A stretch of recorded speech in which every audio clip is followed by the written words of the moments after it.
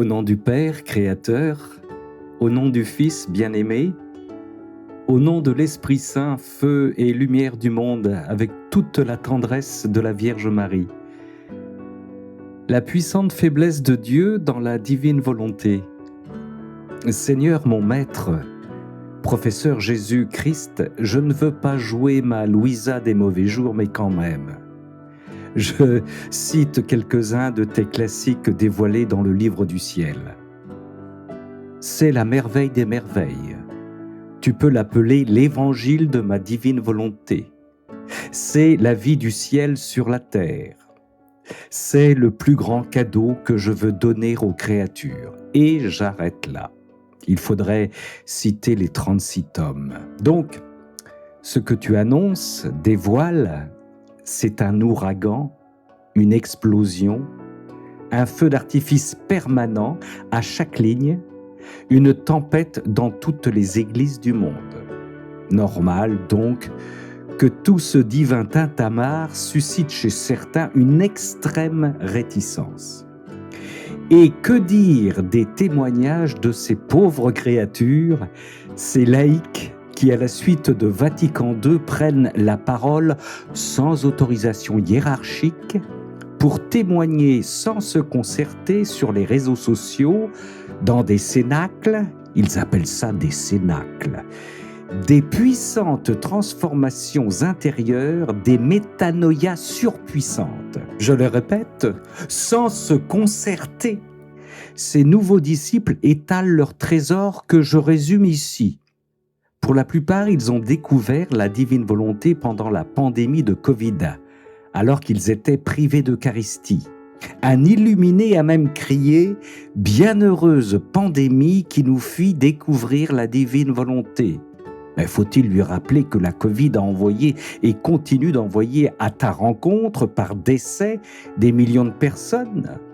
Ils disent aussi être heureux comme jamais, dans une paix régulière, détachés de plus en plus des choses de la terre, relisant avec un bonheur nouveau les Écritures, remettant les rites, dévotions et sacrements à leur place, car ce qui prime, c'est ta présence en eux. Figure-toi que certains prennent désormais au pied de la lettre Jean 14, 23. Moi et mon Père, nous établirons chez lui notre demeure. Il se proclame hostie vivante, tabernacle de la divinité. Tu imagines, tu te présentes à des personnes inconnues. Bonjour, je suis le tabernacle de la Trinité. En route pour l'hôpital psy. Et ils disent encore, tu es en eux H24, 24 heures sur 24, alors qu'avant c'était pour les laudes, la messe et le chapelet, le mariage et le décès. H24. Ils disent aussi ne plus supporter le péché, surtout celui qu'ils commettaient auparavant. Ils n'ont aucune pudeur pour parler de sainteté. Ils se prétendent saintes et saints, car c'est toi, disent-ils, qui en demeurant en eux établis ta sainteté en balayant leurs scories. Ils ont le don des larmes d'amour. Certains qui viennent et sont toujours de ta famille charismatique disent que chaque heure vécue dans ta divine volonté dépasse en intensité une veillée de louange avec ou sans chant en langue. Ils disent en ces temps de crise ne plus avoir peur, l'abandon est leur boussole. Ils prétendent aussi que leur ego se réduit comme peau de chagrin. Ils ne veulent plus entendre parler de leur volonté humaine, ils veulent être divinisés. Et que dire de leur rapport à l'espace-temps ? Ils se sentent en fusion, presque en bilocation avec la patrie céleste. Ils ne distinguent plus le jour de la nuit. Ils pensent être en communication par toi avec toutes les âmes. Leur prière est systématiquement universelle. Ils traversent le passé et le futur grâce à d'étranges rondes. Et que dire de ce qu'ils désignent comme le plus grand martyr de tous les temps, à savoir le martyr d'attention qui les invite à rester avec toi chaque seconde de la journée et de la nuit. H24. J'arrête là. Ce que l'on peut désigner comme un grand délire. Ils sont sans doute pleins de vin doux. Pardonne-moi, maître, mais comment veux-tu parler à ces gens de rentrée pastorale ? Et toi, tu les soutiens. Tu parles, je cite, d'échange de vie. Tu leur donnes ta vie et tu prends la leur. Tu dis qu'ils vont retrouver ce pourquoi ils ont été créés avant la faute de leur pauvre frère Adam. Reconnais, Rabbouni, que tout cela fait grand bruit. Pardonne-moi, mais il faut que tu te souviennes que ces gens-là ont été éduqués, pour ne pas dire dressés, avec un enseignement qui faisait état de ta grande faiblesse, de ta superbe discrétion. Et pour cela, les docteurs de la loi aimaient à répéter la fameuse phrase du premier livre des rois qui permettait au prophète Élie de te reconnaître dans, je cite, « le bruissement d'un souffle ténu ». 19-12. Pendant des siècles, on nous a dit que tu n'aimes pas t'imposer, que tu es la discrétion même, un bruissement de souffle ténu. On te met au fond de notre poche, recouvert d'un mouchoir, avec un chapelet par-dessus pour que tu n'en sortes plus. Et tu n'en sors plus. Chez nous, dans notre pays, tout le monde t'a oublié. La nouvelle génération ne te connaît même pas. Impressionnant. À force de t'avoir rendu discret. Dans le livre du ciel, tu dis à Louisa, « Il nous suffira de faire se lever un vent impétueux qui purifiera l'air malsain de la volonté humaine et qui emportera toutes les tristes choses de ces temps. Il en fera un temps qu'il dispersera comme de la poussière emportée par un vent impétueux. Notre vent sera si fort qu'il ne sera pas facile de lui résister, d'autant plus que ces vagues seront remplies de grâce, de lumière et d'amour qui submergeront les générations humaines. Elles se sentiront transformées. Combien de fois une tempête n'a-t-elle pas ravagé une ville tout entière, transportant des hommes, des arbres, de la terre et des eaux à de grandes distances sans que rien ne puisse s'y opposer ? Que dire alors d'un vent divin voulu et décrété par nous avec notre force créatrice ? Tome 33, 14 juillet 1935.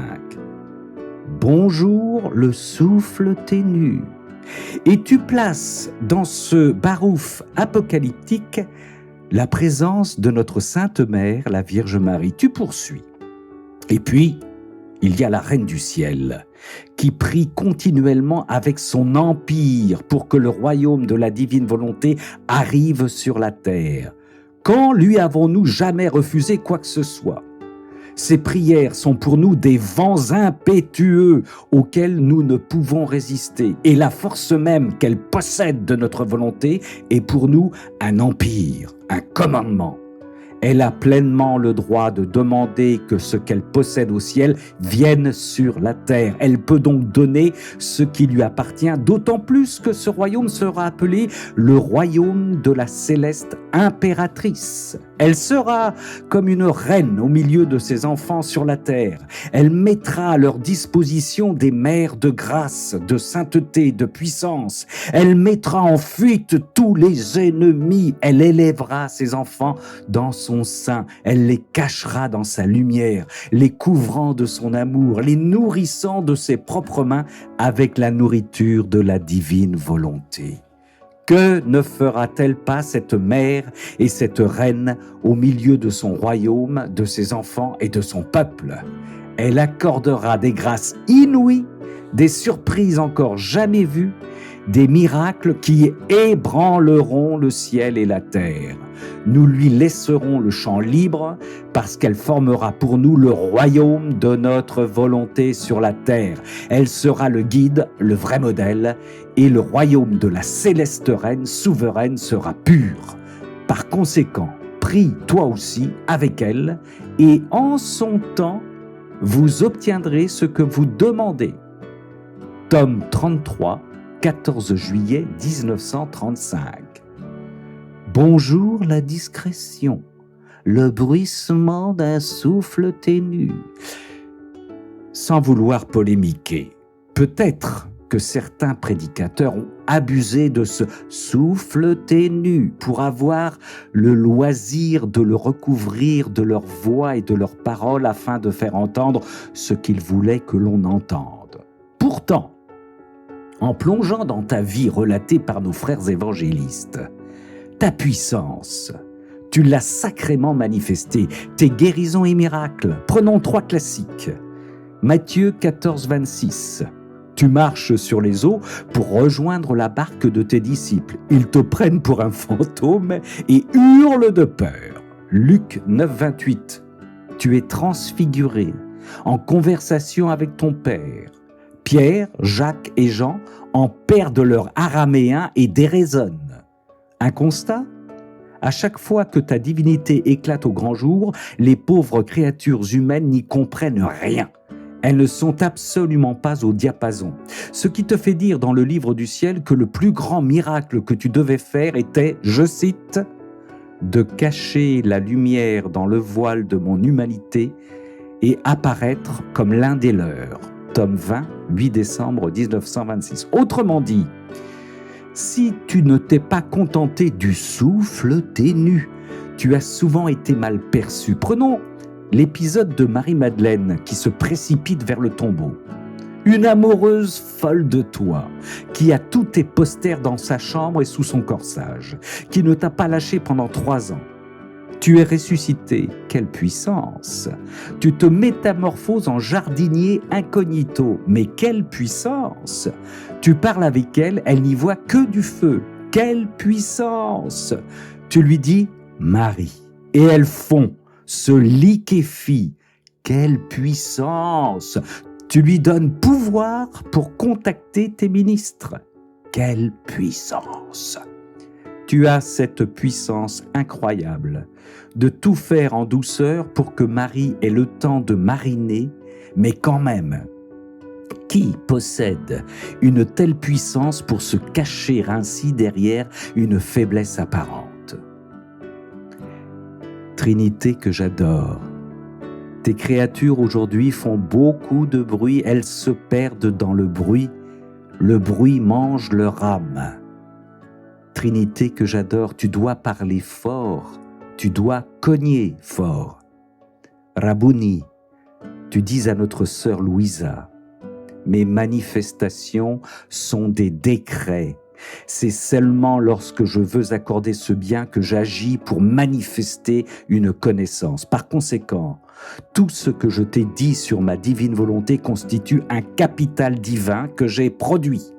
C'est pourquoi ces pages qui contiendront la longue histoire de ma volonté seront les plus belles de ta vie et s'entrelaçant avec l'histoire du monde, elles formeront la plus belle époque de tous les siècles. Tome 25, 1er janvier 1929. Amour trinitaire, en ce moment même, tu écris les plus belles pages de nos vies, les plus belles pages de ma vie. Sois béni, sois béni, sois béni.